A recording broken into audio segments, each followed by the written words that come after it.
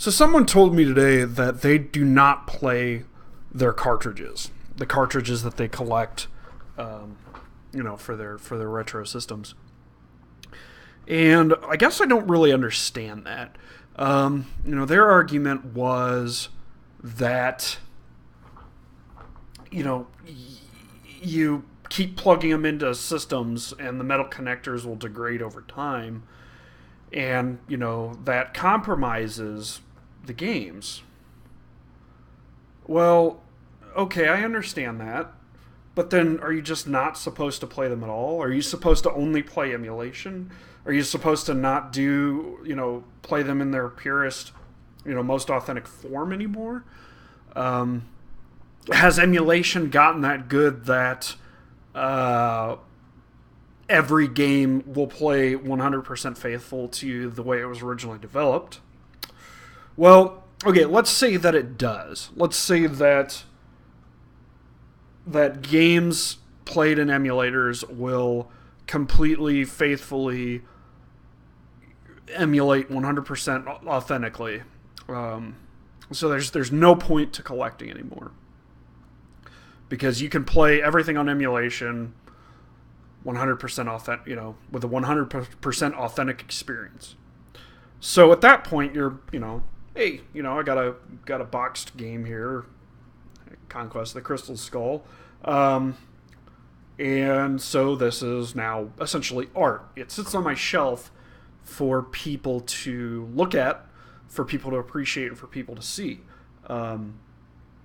which is fine.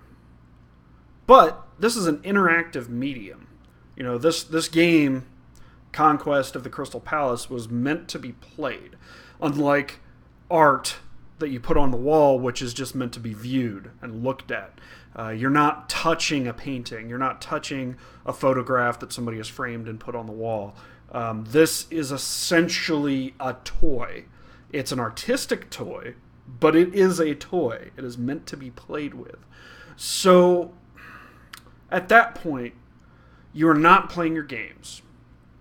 You don't put them into your consoles for fear of the metal connectors wearing out. So if you never put them in your console because you're afraid of the metal connectors wearing out, then aren't they just as good to you as a game that is broken? I mean, other than the monetary value, of course.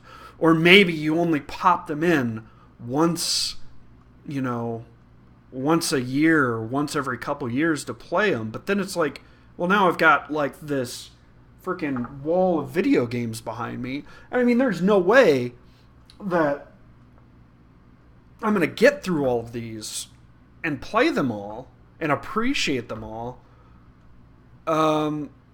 with only popping them in every once in a while. And I guess I just don't understand it, because I don't like. I've got a handful of boxed games. I've got 3. These are the boxed games I own for NES. I have got a couple of the Genesis ones in the boxes, but everybody knows Genesis games are really easy to get the boxes for. Sometimes they're just the way you get them because they're so common. I'm not against people who collect boxes because, this looks really cool. This looks great. I think it's really, this box art, in particular, Conquest of the Crystal Palace has some pretty cool box art. And Super Mario Bros. 3, obviously, is an incredibly iconic game. I got this for $10, by the way. I was pretty impressed with that. And this was given to me by my mother because of the sentimental value of the game itself. I still like the look of it. I put it on my shelf to be displayed, to be looked at, and I get that value. But then we get to people who keep sealed games.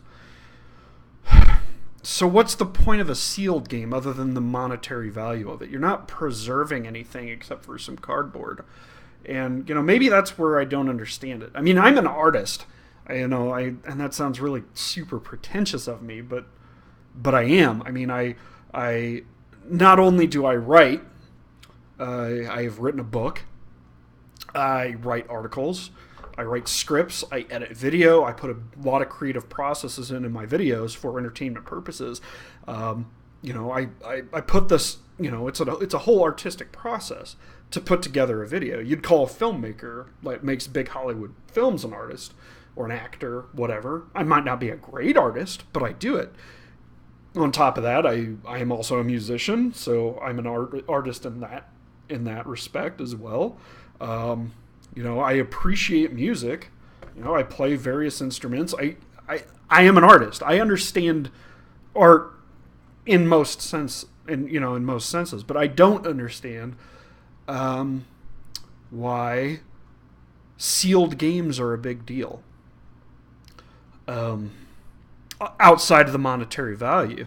I mean, what are you preserving? Are you preserving that cardboard? Because, the cardboard box? Because you can preserve the cardboard box after unsealing the game and playing the game itself.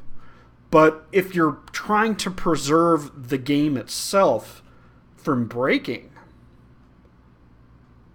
then what's the point? Because, it's an interactive medium, and I guess I'm going around in circles here, but I think you understand what I'm trying to ask, and maybe some of you who watch this little channel that I'm doing can give me some insight to that. Maybe some people collect specifically sealed games.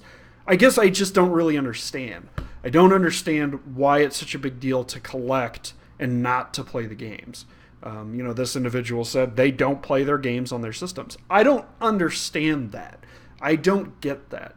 He says he'll play an EverDrive on his systems, but then are you wearing out the connectors on your hardware?